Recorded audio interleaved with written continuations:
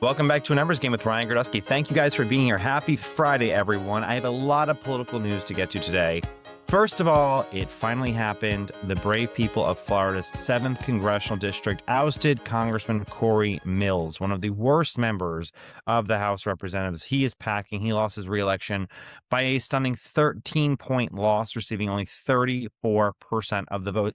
It was the worst primary defeat of any incumbent Republican this election cycle and the second worst of any incumbent, including Democrats, in the country. Never before have I wanted a confetti cannon easily accessible when I saw his numbers coming in, how badly he was losing. I did a whole episode on him a few months ago. If you don't know what I'm talking about, you can check it out. But I want to take a personal point of pride that I, along with the people at the Blaze and maybe like Will Chamberlain, were one of only 3 or 4 conservatives in the entire media raising an alarm bell for this congressman, and how the accusations against him, which I believe were credible, were jarring and worrisome. And the fact that he allegedly owed millions of dollars to several banks, the fact that allegedly some of those industries he owed money to were receiving contracts from the government when he was sitting as a member of those subcommittees, allegedly that he was receiving bags of cash. That's what his ex-girlfriend said, that during dates, men would come with bags of cash that would meet up with him. Allegedly, he had lied about his record at war. Allegedly, he had stalked and threatened ex-girlfriends and threatened to blackmail them. Horrible things, like one after the other, makes all the other congressmen look fairly small in comparison to their controversies. And yet, conservative media never really held his feet to the fire. They were more distracted by wanting to do 600 podcast episodes on who hates each other more and 12 million conspiracies on the death of Charlie Kirk, rather than focus on what was in front of their eyes. They wanted to make up a controversy instead of working with the one that was very clearly there.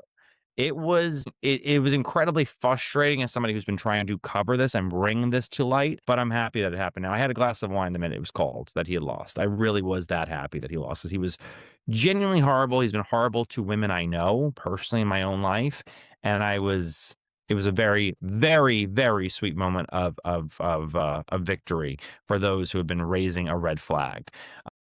But the primaries in Florida, they have also like other couple shockers I want to briefly touch on. Over in Florida's 19th Congressional District, Republican businessman Jim Schwartzel defeated Trump-endorsed candidate Catalina Luff in a pretty stunning defeat. This was the election where there were like 1 million people running for office, and they had all run for office either successfully or unsuccessfully in different states. It was the carpetbagger election, I kept on calling it. Everyone was from Illinois or North Carolina or New York, and they were all running now in a new safe Republican seat in Florida. And that was one of the hits on Catalina Luff that was very strong throughout this election cycle. There was this PAC. I don't know who funded it. I imagine it was maybe a Jim Schwartzel aligned PAC, but I don't know.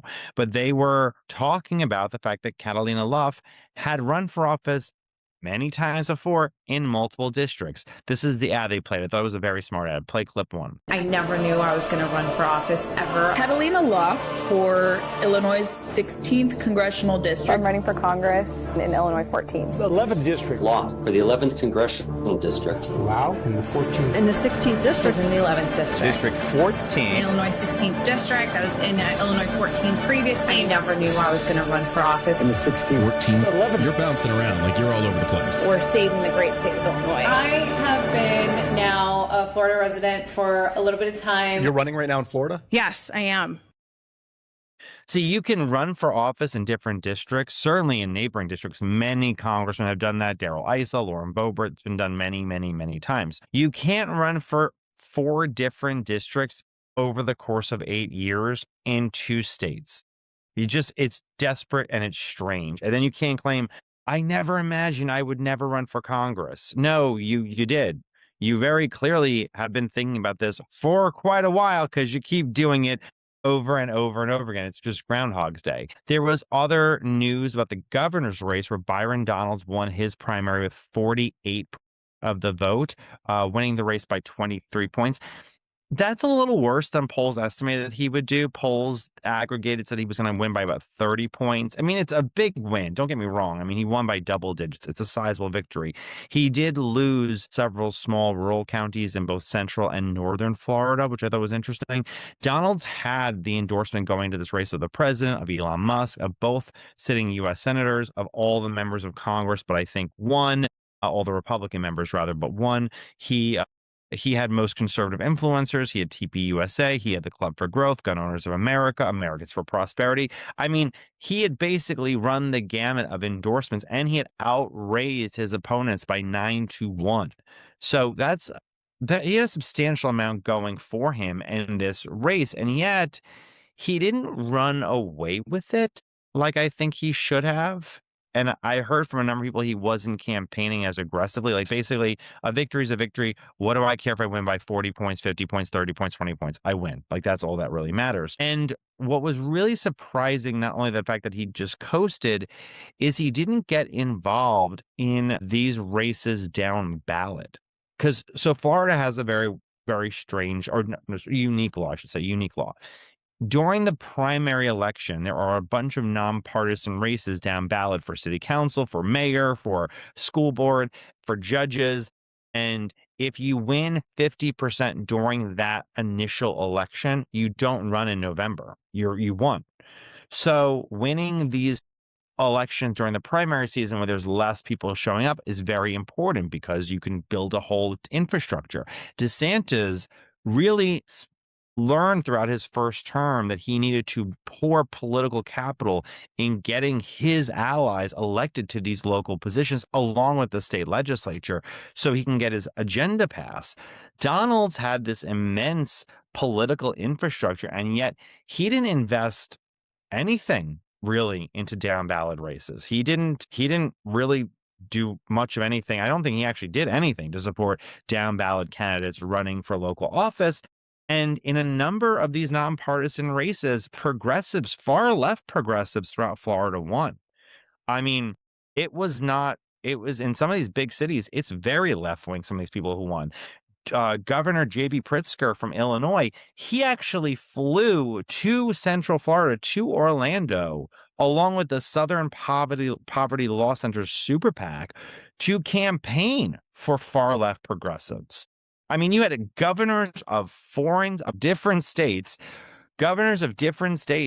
flying into Florida to campaign for school boards. PACs were campaigning for judges. And I don't know why the Donalds campaign didn't tell Republicans, who had a huge voting advantage turnout, this is who we have to vote for to make sure our state stays conservative. Because in some of these districts, a majority of the vote was conservative, and yet the Democrats won. Because remember, it's nonpartisan. Not that I'm against nonpartisan races, but like this was pretty shocking. And whether Donalds understands this now or not, he is going to wake up the day after he is inaugurated as the next governor of Florida, and Orlando, Jacksonville, Sarasota, all of these big cities throughout Florida, they're going to be pushing very far left local progressive agendas. And he has not shown, in my opinion, that he is going to be the same style of managerial governor that Ron DeSantis was. Ron DeSantis was a fabulously successful governor because he kind of knew where everything was happening all the time and was involved in all these local decision-making abilities and making sure that his blueprint for the state was really not carbon copied, but enacted everywhere. It was a very, very precise governor and really worked on detail-oriented stuff.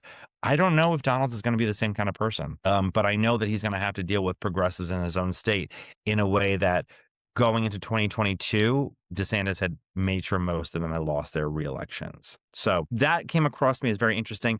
In the overall vote turnout, this goes to show how Republican of a state Florida is now. Nearly 1.7 million Republicans voted and against nearly 1.25 million Democrats. That's 450,000 more Republicans than Democrats. In 2018, in the primary cycle, it was 1.6 million Republicans, 1.5 million Democrats. So 100,000 to 450,000, immense growth from the GOP. Florida is just like a solidly red state at this point. In my opinion, I don't think that any of these races are really going to be contested hard for the general election. The other shocking election that did happen on the Democratic side, though, was the Senate election. Alex Vindman, if you don't remember him, he was one of these people in Trump term one who testified against Trump during the Ukraine phone call scandal that led to his impeachment. His brother Eugene Vindman is a Democratic congressman from Virginia. Well, Vindman was one of these establishment Democrat picks. He had the endorsements of a lot of senators like Mark Kelly, like Tammy Duckworth, like the mayor of Miami, Mary L. Trump, who was the president's insane niece, the SEIU, the American Federation of Government Workers, the Miami Herald. They all were backing him. He had raised $16 million and he spent $9 million. And he was running against a fairly unknown state representative named Angie Nixon. Well, Angie Nixon, she's a black woman, she's a state house member. She identifies as a Democratic Socialist. She had the backing of the squad. She had the backing of Miss Rachel, who's that like child's entertainment host that loves Gaza. She had a lot of far left groups. She raised only a paltry $974,000, which once again, nothing compared to 16 million. And she wiped the floor with him. She beat him so badly, it's not even funny. And remember, this is a far left Looney Tune. She's not somebody who is like reaching across the aisles at all. She demands nationwide rent freezes. She was telling that she was saying that she wanted to obviously cancel all medical debt, Medicare for all, certain things that things that Congress can't authorize, like free child care. She said that she wants universal, as I said, universal child care. She wants a fully funding K through 12 education, which makes no sense because K through 12 education receives so much money. It's not even funny. Amnesty for illegal aliens, public financing for elections, freeing Palestine, of course, because you have to free Palestine. You know, if you're a Democrat running for office, free Palestine. You should just not say the words America anymore and just say free Palestine. And she also calls for raising taxes. And all this guy really had was that he hated Trump. And she won by 12 points. She's also the first Democrat socialist to win primarily because she got the support of non-college educated voters, which is very unusual for DSA-backed candidates. But I think this really is the bookend of the woke resistance 1.0 from Trump's first term. Vindman lost, George Conway lost, Al Green lost, Dan Goldman lost, Tom Steyer lost. The entire apparatus of let's turn Trump into Nixon, that whole ideology that came out of the first term that we're going to make it impossible to run for re-election. All those people were part of that. They all went down. And now we're in a different Trump 2.0, no more, pink pussy hatting wearing, white suburban women. This is the rise of DSA radical socialists who want to fundamentally transform the country and have this adoration towards third world politics. This was the death of the resistance 1.0. This was the final nail in the coffin, I think. One last note on the election results, and we'll get out of Florida, we'll look at Wyoming. The Trump endorsed candidate for governor of Wyoming also lost by double digits to another Republican. That was Trump's third loss of the night, 10th loss of this election primary season, the second most ever since coming out on the scene. I don't know what that means. It clearly means that the Trump endorsement, while being a lot, is kind of losing its shine. It seems that way, especially with Trump not running on the ballot. I don't know if his endorsement, it clearly means a lot. I know it means a lot, but the fact that they're losing by increasing number means it means less and less, even to Republican primary voters, especially as the war goes on, inflation continues. Something is awry. I don't know what it is yet, but something is definitely awry. We are almost done with the entire primary season. We have one more primary in New Hampshire that's important. And then the other primary would be the South Carolina U.S. Senate primary, where the deceased Senator Lindsey Graham's sister, Darlene Graham, is running in a runoff with Ralph Norman. They had a primary debate a few days ago as well. Darlene, how do I say this? Darlene did not come across well. Senator, are Taiwan and the South China Sea national security issues for the United States? If so, why? I'm sorry, could you repeat the question? Are Taiwan and the South China Sea national security issues for the United States, and if so, why or how? I'm just going to be honest here. I'm not on national security. I'm not that informed on national security, but I do support the military. My brother was in the Air Force for 33 years, so I will do everything I can to support the military. My dad was in the Army. I'm not a polished politician up here. National security is not my thing, not my area of expertise, but I do support the military. Was there no debate prep? Like, you're Lindsey Graham's sister.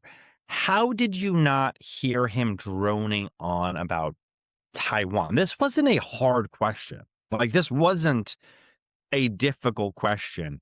She couldn't even fake something. I think that that's a little unusual, and I don't understand why she is doing this. I don't know why she's in this race. I frankly, politics doesn't seem like it's in her heart.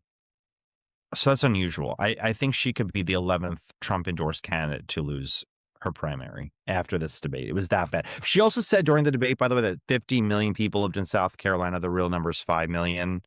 So there's a real lacking of a lack of grasping easy to know facts, which could be problematic for her. That's what I have to say. All right. Next up is some important polling information that I want to get to. That's coming up next. Stay tuned. So there's been a bunch of new polls that have come out that I want to break down some easy data for you guys to know. The first is in Michigan. This race is really coming down to a nail biter. A new AARP poll conducted by Tony Fabrizio, that's Trump's really brilliant pollster. He's phenomenal at what he does. He has the race as a nail biter with Abdul El-Sayed leading Senate candidate, Republican Senate candidate Mike Rogers, 48-47, completely within the margin of error, obviously 1 point. It's interesting because Rogers is picking up part of the Democrat coalition that we're seeing in other states. So among swing voters in most states, swing voters are leaning Democrat. Rogers is winning swing voters by 31 points. He's also winning more than 20% of the black vote. Remember, the black vote was hard for Haley Stevens in the Democratic primary. Rogers gets nearly 40% of voters under 35. That's very high for Republicans in this election cycle. El-Sayed is doing particularly bad, especially among blacks. 21% say they're voting Republican. 17% say they're unsure if they're going to vote or who they will vote for. Most may likely vote Democrat, come home to the Democratic Party. But I guess a lot will stay home, period, and not vote because they don't feel an intense sense of passion towards either one of these people. They had an intensely negative primary where millions of dollars were being funneled. And you could tell El-Sayed is worried about his black support because he's doing a lot of black media. And he's saying things like, I understand you because I'm African. So is Elon Musk. It's just a weird thing to tell black Americans who have been in this country since slavery that you understand them because your parents are immigrants. And I think he's Egyptian. He's not black. Like, he's not black at all. So I don't know why you would tell someone who that you relate to them because you're African in the sense that you're Arab. It makes no sense. I don't get it. A majority of voters over the age of 50 have a negative opinion of El-Sayed. A majority of voters under the age of 50, younger than 50, have a negative opinion of Mike Rogers. And overall, this is a nail biter. This is a tough race, given that the Democrats have the lead in the generic ballot.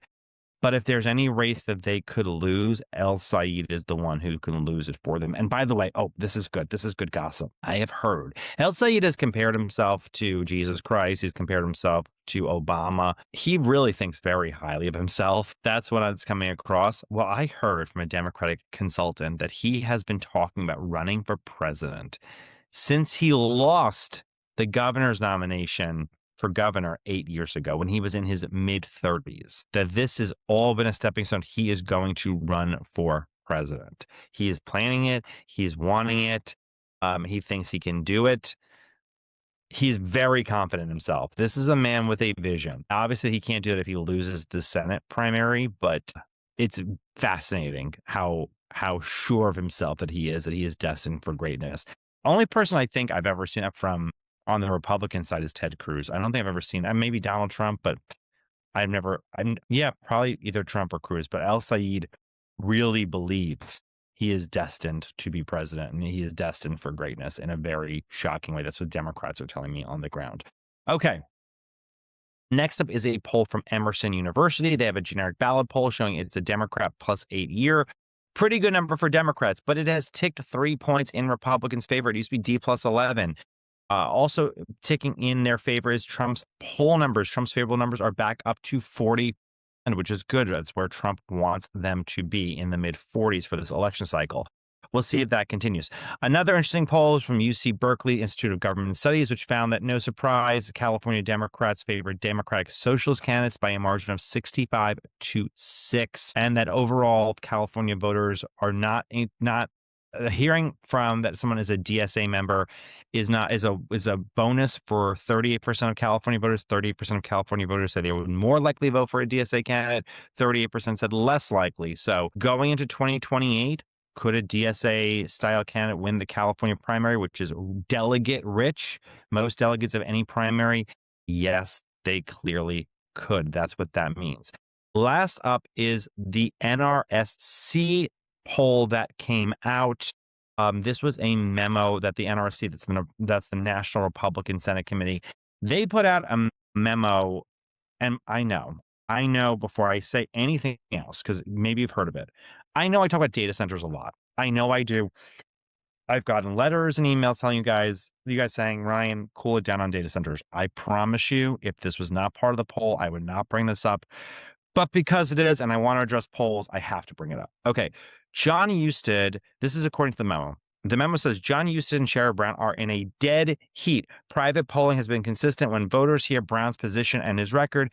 Husted polls away. That's called an informed poll, by the way. So they'll say, the pollster will say, if you heard Sherrod Brown hates children and puppies, are you more likely or less likely? That's what they mean, which, by the way, almost every candidate is losing in an informed poll. Every candidate they oppose. That's not a great indicator of how this election is going. Anyway, they say there is still a path in this race. The new ingredient and the problem is data centers. Ohio is one of the leaders in building AI factories. Brown has made his opposition to them the centerpiece of his campaign against Husted. They say that data centers is the anchor and the centerpiece of his campaign, where he's spending millions of dollars putting points on television at this critical time. What has happened is that the campaign or party committees cannot fix the toxic branding of this entire segment of the economy. And these companies need projects to build and how to fix Ohio. The companies that need these projects built have to fix how Ohioans see them, who benefits, who pays. It's voters' perception that data centers are not fixed quickly. The campaign against them will expand far beyond Ohio. Bottom line, the American people are still making up their minds on data centers. By the way, no, they are not. They hate them. But the current perception is that negative. Sherrod Brown has made data centers the centerpiece of his campaign, yet Ohio is still a toss-up. If USIL loses because of data centers, the industry will be blamed, and the elected officials and other parties will learn a cautionary lesson. What they are saying to tech bros is, you need to invest in Ohio the way that the crypto people did 2 years ago. They're asking tech people to pummel Brown with millions of dollars on any issue. They're not going to bring up AI. They're going to bring up the border. They're going to bring up whatever issue they can, trans issues.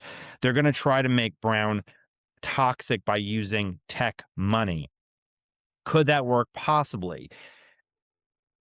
But it's just, I have to just take a victory lap for 1 second, not just because of Cory Mills.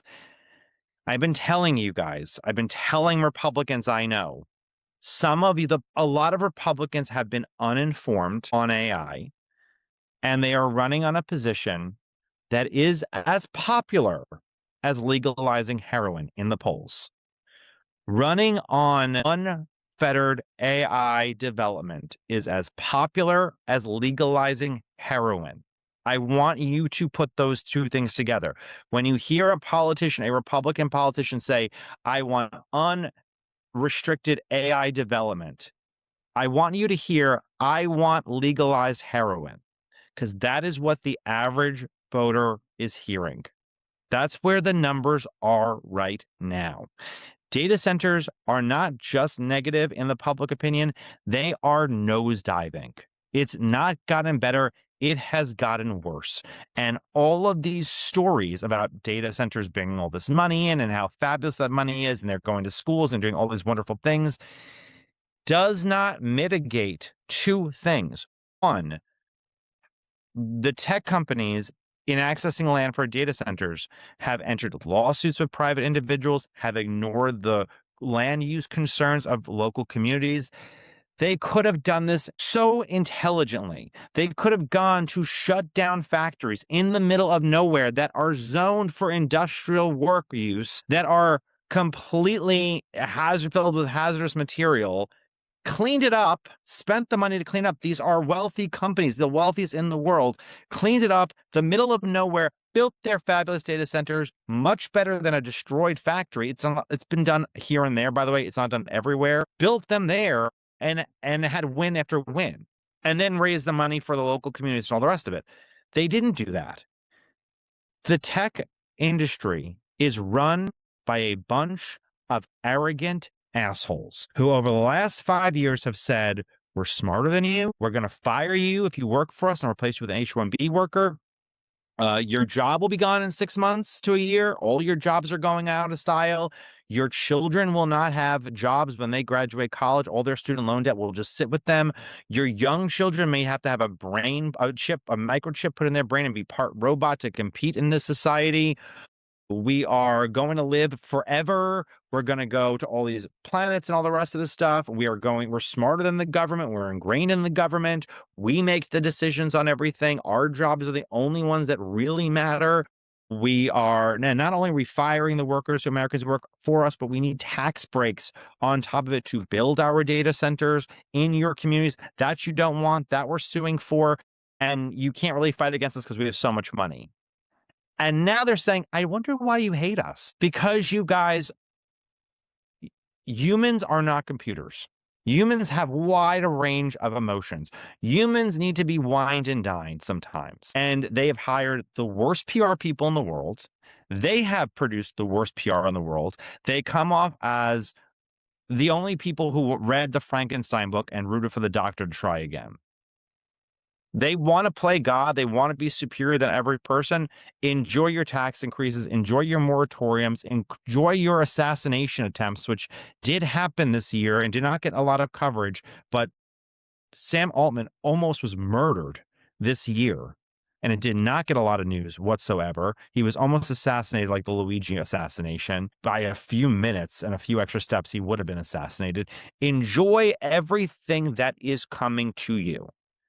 And the more you say, we are necessary, we're doing this, look how fabulous we are, rather than hearing the concerns about people have and meeting them 3/4 of the way, all the way, whatever has to be done, politicians are going to react because you may have billions of dollars, but you only have one vote. That's the thing. You all only have one vote. And there's a lot more of the people angry than the people enjoying it. So good luck to you. You wanted to play this game where you knew more and you were better than everybody and you were taking everyone's jobs. And, you were even saying there's a 1 in 5 chance our technology ends humanity. Enjoy what is coming to you because your arrogance is what is manifesting this intense backlash. Your arrogance about everything. So, could have played it smart, but what is this tech phrase? It's move fast and break things. They broke something. It was the will of the American people to stand up to put up with any of this stuff anymore. So that's fascinating. That's good stuff on data centers. Data center fight will be the fight. I'm thinking in basically definitely every governor's race, if not in most swing Senate races. Data centers will come up as a major, major thing. Okay. Ask Me Anything is coming up next. Stay tuned. Now it's time for the Ask Me Anything segment. If you want to be part of the Ask Me Anything segment, email me Ryan@numbersgamepodcast.com. That's Ryan at plural, numbersgamepodcast.com. First question comes from Ryan, like your name. Do you think that if Trump actually deported illegals, making housing and jobs better, put the morons like Comey, Tisch, and Brennan who they had dead to rights in jail through legit cases, handle the Epstein files properly, would people have been okay with the Iran war?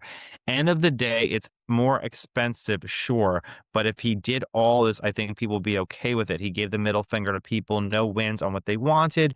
When they elected him, Trump desperately needs someone in his ear with common sense. Okay, so he did deliver a lot of things that you want. I mean, people forget, but like the DEI stuff, Trump has been whittling away at DEI successfully. Trump tried to get birthright citizenship. The border was taken care of. Mass deportations are happening to a certain extent. Like, it's easy to forget wins when they come because we always focus on the negatives. The biggest problem for Trump is people expected prices to go down, a deflationary period, which was not happening. Inflation did decrease, but they wanted a deflationary period. They wanted prices of 2019 and job growth of 2019.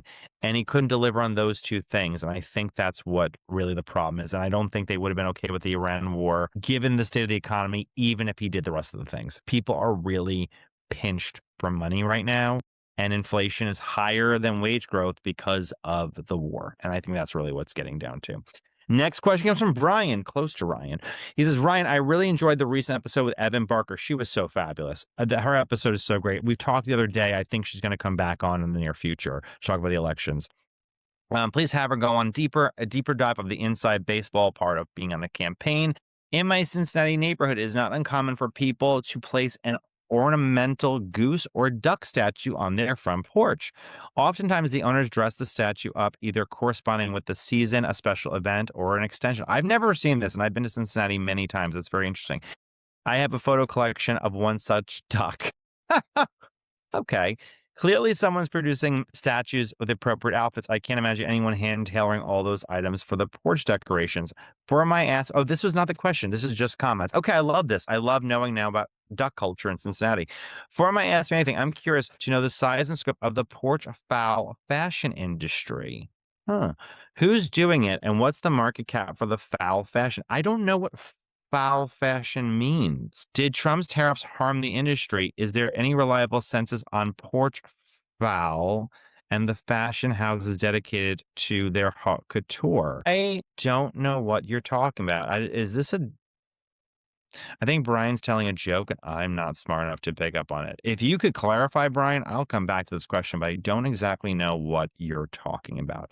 Okay, last question comes from Trevor. Trevor says, I've heard several conservative commentators say that if the Democrats win the midterms, it will make it more likely that they will win in 2028. I don't know who said that. I don't necessarily agree with it.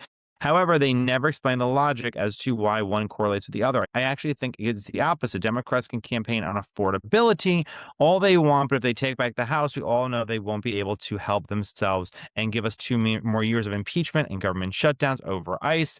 If the perception becomes that Democrats are wasting everyone's time trying to get Trump, they are constantly shutting down the government and fighting for illegal aliens. I think it will make it more likely that a Republican wins in 2028. What do you think? Also, if Democrats do take the House and or the Senate, I think Trump should propose a huge infrastructure investment. Democrats would have to either support it or give Trump a massive win. That is not a bad idea on the infrastructure thing. Certainly, Biden was successful in getting some stuff across the finish line with Republican help that were like the CHIPS Act and infrastructure investment. Not a terrible idea. The other thing I would say is it more likely one's not related to the other. I mean, the biggest House wave we have seen in recent memories were 1994 and 2010. And Bill Clinton won in 2016 and Obama won in 2012. Yes, they were incumbents, but they were gigantic swings in favor of the Republican Party locally, and the Democrat president still won re-election. So anyone saying that one definitely means the other is not being honest. Remember, more people by a lot vote in the presidential election, these House elections and Senate elections and midterm elections. So try not to get wrapped up that one is an indicator for the other. I don't think they are. I don't think there's any evidence of that. So I'm not I'm not going to worry that one will absolutely mean what the other one is going to happen. But that's an interesting point, and I do agree that Trump could get a lot of bipartisan stuff done if he loses either one or both, the House or Senate. So anyway, that's this episode. If you like this podcast, please like and subscribe on the iHeartRadio app, Apple Podcasts, wherever you get this podcast, and I will talk to you guys on Monday. Have a wonderful weekend.